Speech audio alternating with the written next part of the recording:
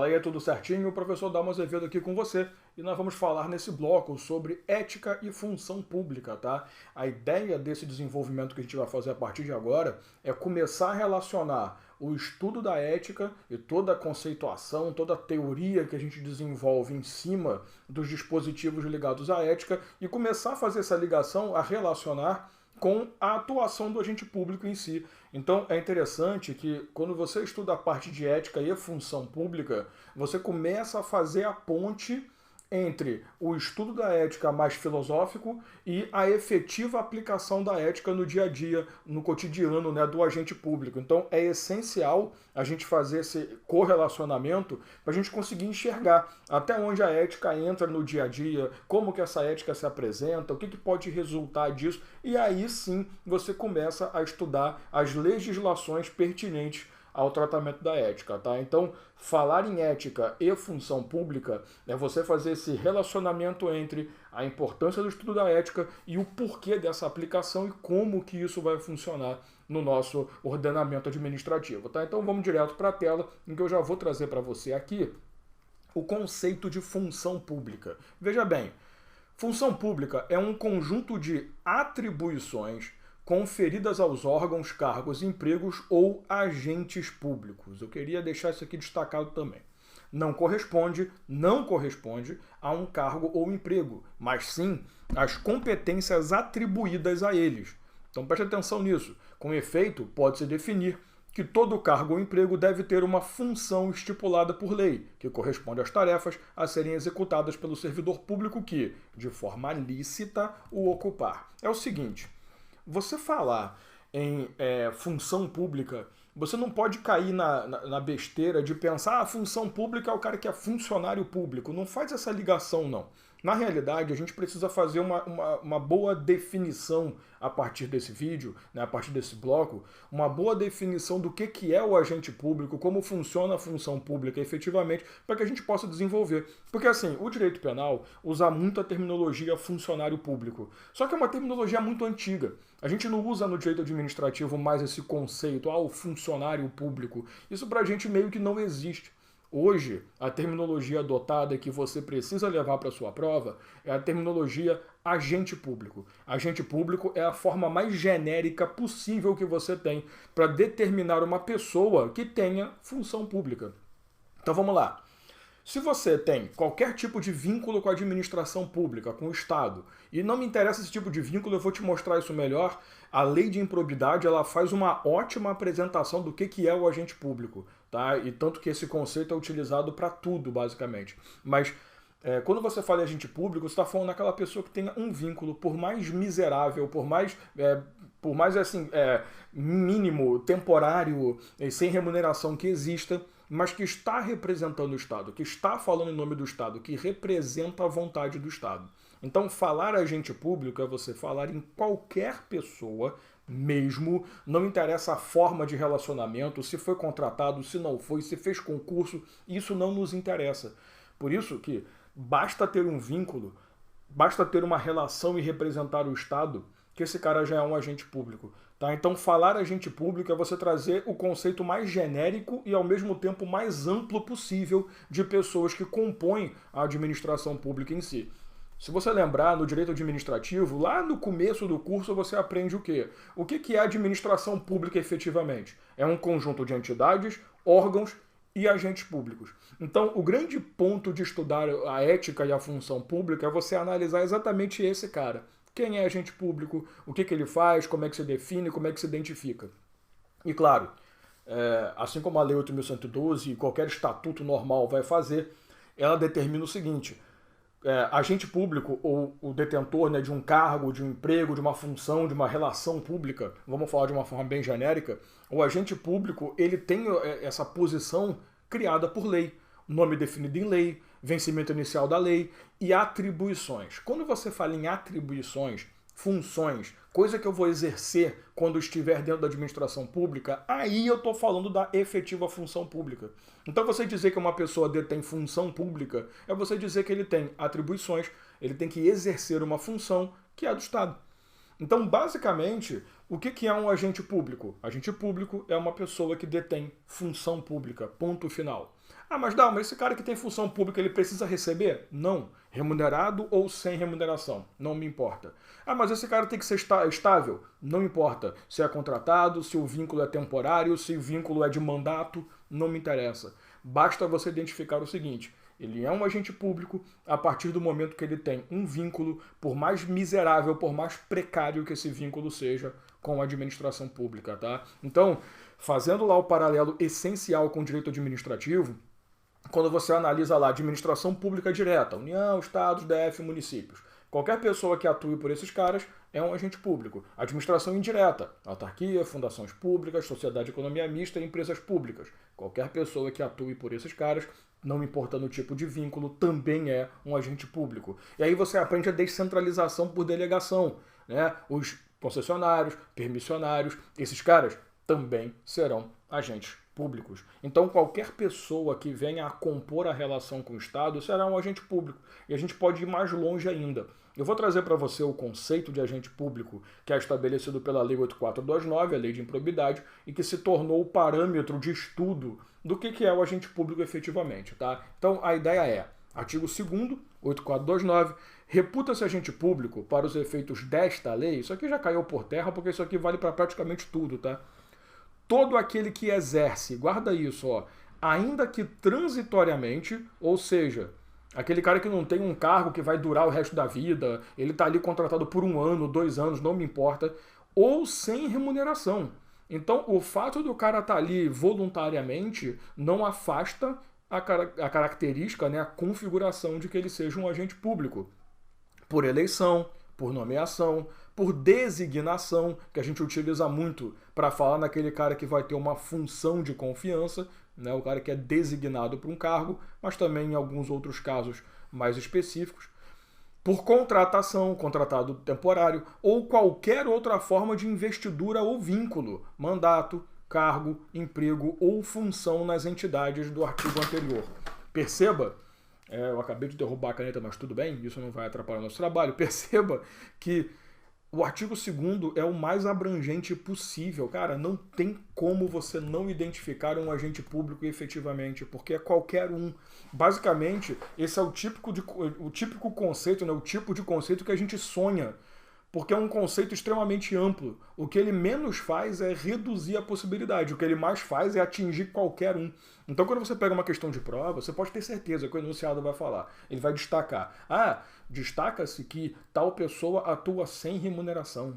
Por exemplo, a gente vai falar, né, a gente estuda na ética no serviço público, nas comissões de ética. Quando você estuda lá o decreto 1171, o decreto 6.029, o cara que atua numa comissão de ética, ele atua sem remuneração, não enseja nenhum pagamento. Mais ainda na comissão de ética pública, que é uma comissão de ética formada por brasileiros. Não é nem servidor público em si, é qualquer brasileiro que atenda aos requisitos da lei. Lá, o cara ter reputação ilibada, o cara ter experiência na administração pública, idoneidade moral, aqueles conceitos bem vagos que a lei gosta de dar. Então, o cara, ele tá lá em casa tranquilo, de repente é chamado: ô, Bonitão, você quer formar a comissão de ética pública? Poxa, meu sonho, beleza. Vou ganhar quanto? Nada. Pô, sério? Nada? Nada. Você tá realizando uma atividade em nome do Estado para atender o interesse coletivo. Tá bom, beleza, vou lá. Então, preste atenção do quanto que para nós não interessa. Ah, fez concurso público? Não importa. Não fez concurso? Também não importa. Recebe, não recebe, vai durar, não vai durar. É agente público. Tá? Agora, quando você fala em agente público, nós temos alguns problemas doutrinários para falar. Eu vou jogar na tela para você uma classificação que tem sido a classificação mais recente, digamos assim, e que mesmo assim você vai encontrar variações dela. Tá? Mas nós temos uma classificação mais atual, mais moderna, que põe o agente público como ou um agente político, ou um particular em colaboração, ou um servidor estatal. Vamos ver cada um desses com calma. O que são os agentes políticos? Tá?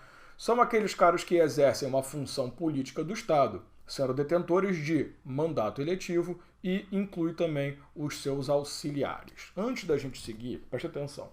O nome é bem óbvio, né?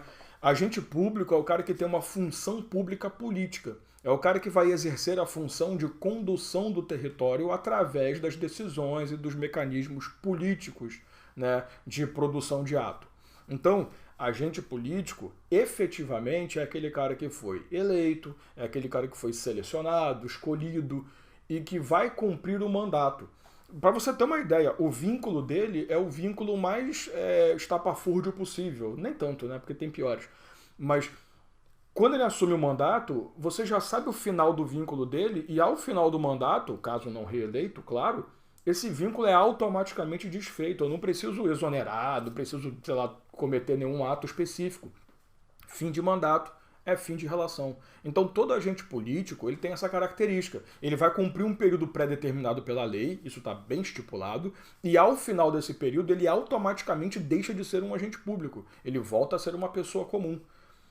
A questão é que assim, como que a doutrina absurdamente majoritária funciona? Agentes políticos são todos os caras que detêm mandato, inclusive os seus auxiliares. Então, vamos lá. Prefeito. Quem auxilia o prefeito? Os secretários municipais. Governador. Quem auxilia? Os secretários estaduais. Presidente da República, os ministros de Estado. Claro que aqui você vai incluir o vice-presidente, vice-prefeito, vice-governador, deputado estadual, federal, distrital, não me importa. Todo mundo que passe por essa eleição. O problema é que assim, se você notar, eu coloquei para você desse jeito. Doutrina majoritária inclui como agente político magistrados e membros do Ministério Público. Só que eu queria que você tomasse um certo cuidado quando eu escrevi para você aqui, ó, doutrina majoritária. Por quê?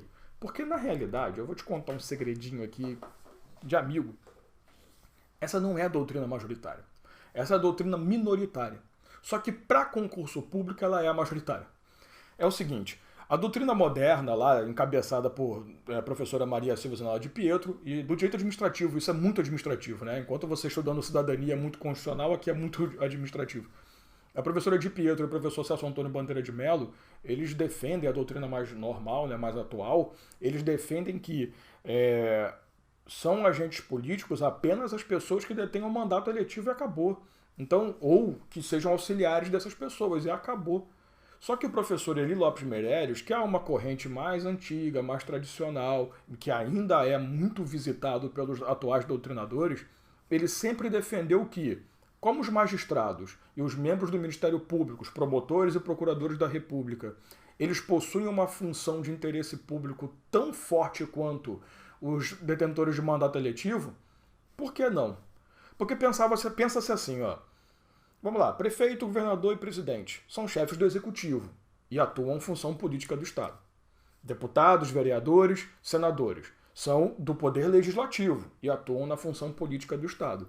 E do judiciário, não tem ninguém que faça função política, essa é a defesa. Ah, sim, os magistrados e membros do Ministério Público. Esses caras exercem a função política de Estado pelo poder judiciário. Aí é que entra a grande discussão. Tá, esse argumento é bom, é ruim, é válido, vamos levar para frente, vamos ignorar. Não me importa. Porque o que aconteceu? As bancas, durante muitos... E isso desde os primórdios, para ser mais sincero, elas sempre trouxeram a ideia de que agente público exatamente por ser a doutrina mais tradicional, é também um magistrado ou um membro do Ministério Público. Sempre. E aí, quando a doutrina nova veio, essa doutrina ganhou muita força e se tornou majoritária. Hoje, se você for discutir doutrina do direito administrativo, quem vai prevalecer é agente político ou político, ponto, acabou. Só que para prova, para concurso público, a doutrina majoritária é a que entende que magistrados e membros do MP também estão. Então, por isso que eu coloquei no teu material a doutrina majoritária, mas não é na verdade. Na doutrina mesmo, né, que não é o que vai cair na sua prova, não se entende dessa forma. Tanto é que o STF já se posicionou em relação aos magistrados.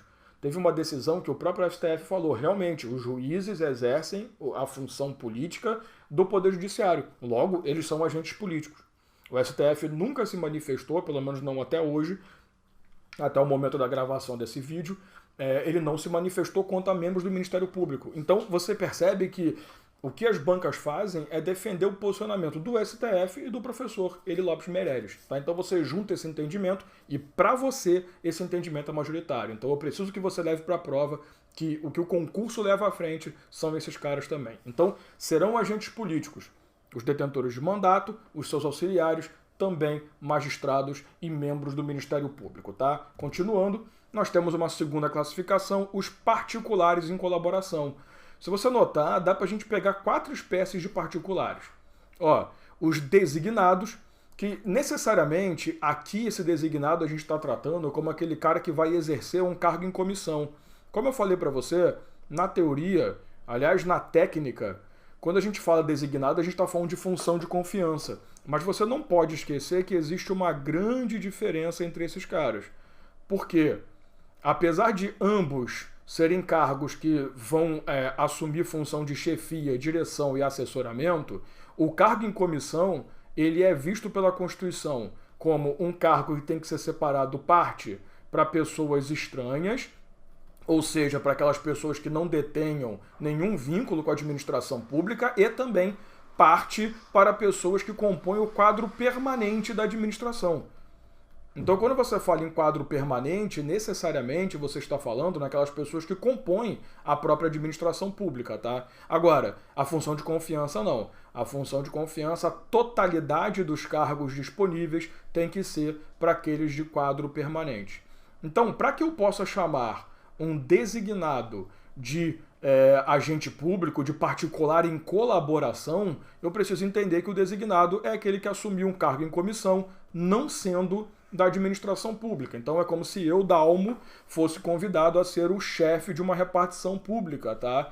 Então, tá, quando você fala em particular em colaboração, os designados, que normalmente é um nome técnico para a função de confiança, você trata como aqueles que vão atuar no cargo em comissão. Você também vai ter os voluntários. Voluntários são aquelas pessoas que se colocam à disposição de agir em nome do Estado. Então, esses são chamados voluntários. Você, sei lá, numa calamidade pública, numa emergência, você se põe à disposição para ajudar o interesse público a ser atendido. Os delegados, que aí entram concessionários e permissionários, que você estuda com muita ênfase lá na aula de serviços públicos, né? Quando você está no direito administrativo. E nós temos os credenciados, que são aquelas pessoas que recebem a instrução de representação do Estado. Então você, por exemplo, você é um médico consagrado, reconhecido por todo mundo, você está sendo convidado pelo Estado para representar o Brasil numa convenção internacional. Beleza, você é um agente credenciado, naquele momento você é um agente público, inclusive pode cometer improbidade. Então essa sua posição te coloca como um agente público também. Mas eu vou receber, não vou? Cara, isso não interessa pra gente. Tá? Porque normalmente o particular em colaboração ele trabalha de graça, tá? Quando você fala em designados também, eu não posso afastar uma outra situação, tá? O que você pode tratar dentro do designado também? São aquelas pessoas que vão ter a atuação de mesário, por exemplo, que você é convocado para as eleições, atuar no tribunal do júri, a conscrição do serviço militar. Porque, veja bem, quando eu falo em cargo comissionado, lembre-se, uma parte desse cargo comissionado ela é dada para as pessoas que também são do quadro permanente. Então, esses caras não entram na classificação de particular em colaboração. Eles vão para a terceira classificação, os servidores estatais. Então, por via das dúvidas, é muito mais comum a banca. Assim como é difícil a banca ficar brincando com esse conceito de o político o agente político não é, as bancas não vão falar em cargo em comissão para particular. Elas vão manter isso para poder falar do servidor estatal, beleza? Então, quando você fala um designado, para sua prova, eu te dei a doutrina, agora vamos para a prova.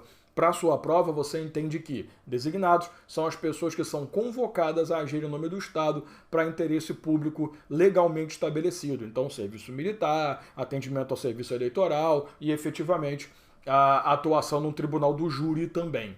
Tá? E nós temos, por último, como foi falado, os servidores estatais, né? Servidores estatais necessariamente são aqueles que têm os cargos temporários, estatutários e seletistas. Como funciona isso? Você lembra lá no direito administrativo. Se você fez uma prova de concurso para uma PJ de direito público, e aqui você tem União, Estados, DF, municípios e as autarquias em geral.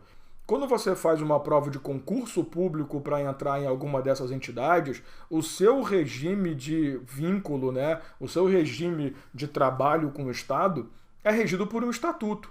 Então você vai ter lá 8.112, você vai ter os estatutos estaduais, municipais e por aí vai. Quando você faz um concurso para atuar numa PJ de direito privado, e aqui você vai ter as fundações públicas, você vai ter as sociedades de economia mista, as empresas públicas em geral, você vai ter uma atuação, né, um regime de trabalho estabelecido pela CLT. Então, você tem o estatutário e você tem o seletista. Para nós, qual é o normal você chamar?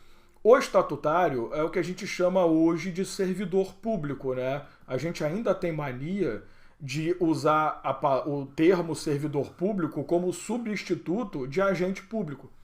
A gente usa servidor público como se fosse um termo genérico. Ah, todo mundo que atua pelo Estado. Não é. Todo mundo que atua pelo Estado é um agente público. Tá? Se você é um servidor público é porque o seu regime de relação com o Estado é definido no Estatuto. Ao passo que o cara que é seletista convencionou se chamar de empregado público, tá? Então esse cara aqui, ele detém um emprego público, porque se você lembrar, a CLT faz isso, né? A relação de empregador e empregado. Então ele é um empregado, porém público. Ele não vai ter as regalias do Estatuto, mas vai estar sob a batuta da CLT também. Os temporários, eles são aqueles previstos no artigo 37, inciso 9 da Constituição Federal. Esses caras, eles têm uma legislação própria de regramento. Como funciona o temporário? É para aqueles casos de excepcional interesse público, calamidade pública, emergência ambiental, situações em que você precisa colocar gente para atuar, mas você não tem tempo hábil para fazer um concurso, para fazer uma seleção específica. Então, pô, cara, imagina o seguinte: descobre-se um grande sistema de corrupção dentro de uma administração pública, dentro da educação. Sei lá, uma creche, um colégio municipal, ninguém tá roubando a torta direito. Aí você manda diretor embora, professor embora, todo mundo embora. Tá no meio do ano letivo. Dá para você fazer concurso para contratar um monte de professor novo, ou você vai prejudicar os alunos? Cara, vamos fazer uma contratação temporária. E a grande marca da contratação temporária é o seguinte: você tem um processo seletivo, mas esse processo seletivo a gente chama de processo seletivo simplificado. Então, ao invés de fazer um concurso público, você vai fazer uma entrevista, vai fazer um teste de aptidão básico. Então, você tem um processo mais simplificado. Inclusive, a legislação que rege o serviço temporário diz o seguinte: nos casos de calamidade pública e emergência ambiental, esse processo seletivo simplificado é dispensado. Então você faz a chamada contratação direta temporária. Então, o contratado temporário é aquele cara que não se submete a esse concurso público, porém, ele também não tem garantia de cargo, não. Porque a própria legislação estabelece contratos de 1, 2, 3 ou 4 anos, dependendo do motivo que levou à contratação temporária. Lembrando que a Constituição exige excepcional interesse público, de forma temporária contrata-se alguém. Tá? Então, assim como o comissionado, por exemplo, que é de livre nomeação e livre exoneração, você não faz concurso, você é colocado ali, mas também tem uma relação precária que pode ser desfeita, né? Você pode ser dispensado ou exonerado ad nutum. Ao mesmo tempo, o servidor temporário também não tem muita garantia. Ele tem um contrato regido por uma lei específica, ele tem um pouco de estatuto e um pouco de legislação privada, mas ele tem um contrato que já prevê o final da relação dele. Então, por isso que é um servidor temporário efetivamente, tá? Então é bom a gente poder destacar esses pequenos detalhes. Agora, para a gente poder finalizar essa conversa, é o seguinte: quando você fala em servidores estatutários e quando você fala em seletistas, você tem que ter um certo cuidado, que CLT, você sabe, não tem estabilidade, não tem proteção nenhuma, você pode ser dispensado, basta um processo, tá tudo certo. Estatutário tem algumas regras. E aí eu preciso fazer um link entre esses dois caras aqui. Apesar da doutrina tratar membros da magistratura e do Ministério Público como agentes políticos, eles se aproximam muito do regime estatutário. Por quê? Porque nós temos um instrumento que é muito parecido. Quando você fala em servidor estatutário ou servidor público efetivamente, você tem a chamada estabilidade. Quando você fala nos agentes políticos de magistratura e Ministério Público, você tem a chamada vitaliciedade. O que tem de interessante nesses dois? O fato de que, para que você seja dispensado da administração pública, exige-se um procedimento preliminar. No caso da estabilidade, conquistada após 3 anos de efetivo exercício, o estatutário só perde o cargo se ele sofrer um processo administrativo disciplinar, que ele assegure contraditória e ampla defesa, uma decisão judicial com trânsito em julgado, não adianta só uma decisão determinar isso. Ele também pode perder o cargo por inaptidão, né? Ou por, vou até colocar uma palavra melhor aqui, por falta de desempenho, né? Por conta do seu desempenho durante uma avaliação. Então você tem aquela avaliação de desempenho que acontece durante o estágio probatório e depois também, né? E ele também pode ser dispensado por corte de gasto com o pessoal. Então você vê que, apesar de estável, ele pode ser retirado do cargo por 4 motivos diferentes. A vitaliciedade não.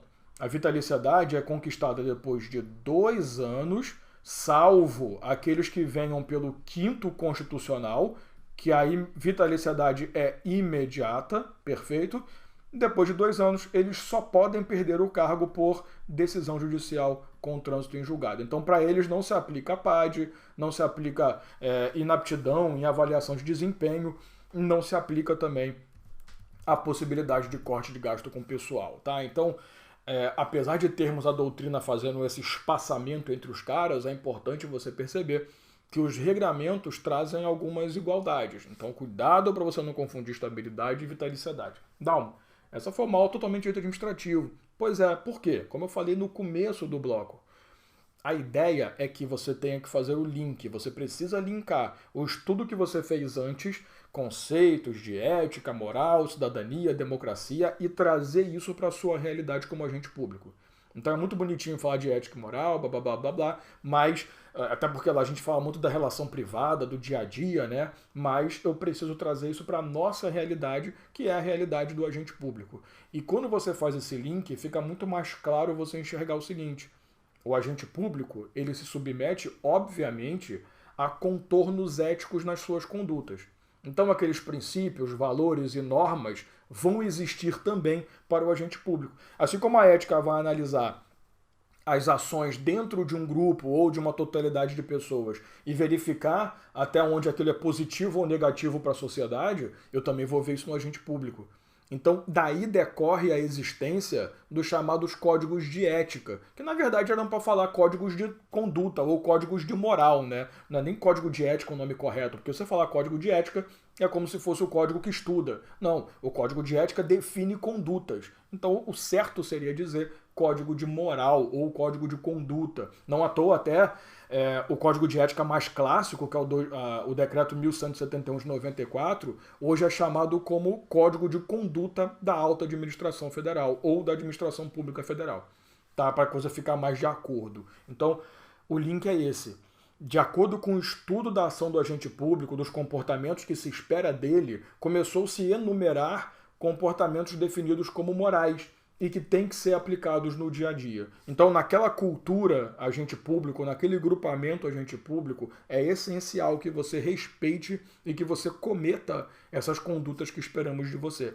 E é aí que você começa a estudar efetivamente códigos de ética. Se você notar, cada instituição tem a sua, né? Tem o seu código estadual, municipal, empresas. As próprias empresas privadas constituem seus próprios códigos, mas para nós interessa efetivamente analisar a ação do agente público, beleza? Então, a partir do momento que você faz esse link, fica muito mais claro para você o porquê da existência de códigos de ética dentro da administração pública. Foi feito um estudo, foi feita uma análise com base na liberdade dos agentes e dali se identificou como se deve agir, quais são os comportamentos que são aceitos, que são justos, corretos, leais, retos, probos, que deve se ter dentro da administração pública, beleza? Então, com isso a gente fecha, né? A gente tem uma ligação muito forte com o direito administrativo, mas é essencial você fazer esse ponto, porque desse ponto a coisa começa a andar melhor para você ao estudar códigos de ética, fechou? Então a gente se vê aí numa próxima oportunidade. Um abraço.